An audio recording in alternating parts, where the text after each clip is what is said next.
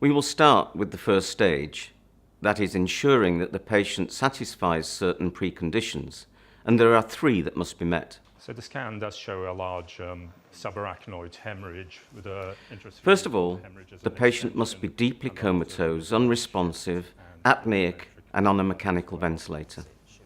Second, there should be no doubt that the patient's condition is due to brain damage of known etiology and which is irremediable, that is, irreversible and untreatable. This is based upon the history and examination of the patient, as well as other investigations, particularly CT head scans. The only sedative he has received was a single shot of lorazepam. And finally, the influence of other reversible causes of coma and apnea, such as residual sedative drugs, must be excluded. No reason to believe there's any endocrine disorder at all. No, none at all. It is useful to be aware of the likely causes of catastrophic brain injury that might result in death confirmed using neurological criteria. The most common causes include types of spontaneous intracranial bleeding, such as intracerebral and subarachnoid hemorrhage, ischemic stroke, hypoxic brain injury that usually follows cardiac arrest, and traumatic brain injury. Less common causes include meningitis, encephalitis, and cerebral tumours. It is of note that hypoxic brain injury is an increasingly common condition that leads to the diagnosis of death using neurological criteria in the UK. This is important because particular care needs to be taken in these circumstances, and we will consider this later. It is essential that clinicians are able to exclude reversible causes of or contributions to coma and apnea with confidence. Reversible causes of coma and apnea include profound cardiorespiratory instability, hypothermia, drugs, both those administered as part of patient care and those taken before admission. Profound hypothermia can create a state of reversible apneic coma, but even more modest degrees of hypothermia may depress neurological function. Body temperature less than 34 degrees? That's 35.8. This is particularly important because brainstem death commonly results in hypothermia through loss of hypothalamic function. Our code of practice advises that the patient's temperature should be above 34 degrees centigrade before testing, and note that particular care must be taken where hypothermia has been induced as a therapeutic measure.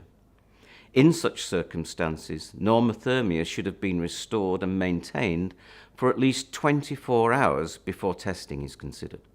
Is the coma due to a circulatory, metabolic or endocrine disorder? No, he's cardiovascularly stable. A variety of biochemical, metabolic and endocrine disorders can, if extreme, result in both apnea and coma. Endocrine disorders such as profound hypothyroidism can usually be excluded on the grounds of history alone and the condition of the patient prior to admission. Various biochemical disorders can depress brain function or cause profound muscle weakness that might mimic apneic coma. For these reasons, the Code of Practice advises, as guidance, that the serum sodium concentration should be between 115 and 160 millimoles per litre. The potassium concentration should be above 2 millimoles per litre. The blood glucose should be between 3 and 20 millimoles per litre. And the phosphate and magnesium concentrations should be between 0.5 and 3 millimoles per litre. Saying all of this, it is important to realise that some biochemical disorders, especially hypernatremia and hypokalemia, may be the result of rather than the cause of severe brain injury, most commonly because of diabetes insipidus that follows hypothalamic failure. As ever, clinicians need to interpret the significance of such findings within the context of the specific clinical circumstances.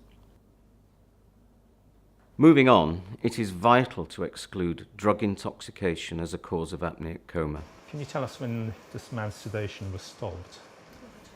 However, it is not possible to provide absolute guidance for all clinical circumstances, since this will depend upon which drugs have been used, how long they have been given for, and the extent to which the patient's hepatic and renal function have been impaired.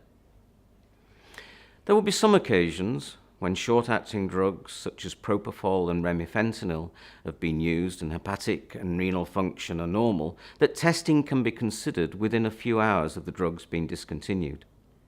However, there will be other occasions when a more cautious approach is required. For example, when long-acting drugs such as barbiturates, midazolam, or fentanyl have been used, or when hepatorenal function is impaired. Clinical judgment is essential here, although antagonist drugs like naloxone and flumazenil may be helpful when there is concern over the residual effects of opioids or benzodiazepines. It may also be helpful to measure blood levels. If it is decided to measure blood concentrations, the Academy guidance recommends that for midazolam and thiopentone, blood levels should be below 10 micrograms per litre and 5 milligrams per litre respectively. We're seeking to exclude reversible causes of apnea as well as reversible causes of coma, and in this regard, there are two other influences we must consider. First of all, it's important to exclude residual neuromuscular blockade, and a simple nerve stimulator can be used to do this. Secondly, when a patient has suffered severe trauma, it's important to ensure that apnea is not the result of a high cervical cord injury. We don't have any reason to think he might have a cervical injury. No. There was no trauma. The clinical features of the patient's condition will usually alert clinicians to this possibility. Overall then, what can be advised about ensuring that the patient's condition is irreversible? So perhaps we should go through the red flag conditions just to exclude them. Right. Was there any testing less than 6 hours? First of all, even when short-acting sedative drugs have been used, when hepatorenal function is normal, and there's no suggestion that the patient has ingested other sedative agents prior to admission, you should wait at least 6 hours after the loss of the last brainstem reflex and discontinuation of sedative agents, if relevant, before testing. If the primary diagnosis is one of hypoxic brain injury, you should wait a minimum of 24 hours after loss of the last brainstem reflex before testing. If therapeutic hypothermia has been used, again, you should wait a minimum of 24 hours after restoration of normothermia before considering testing.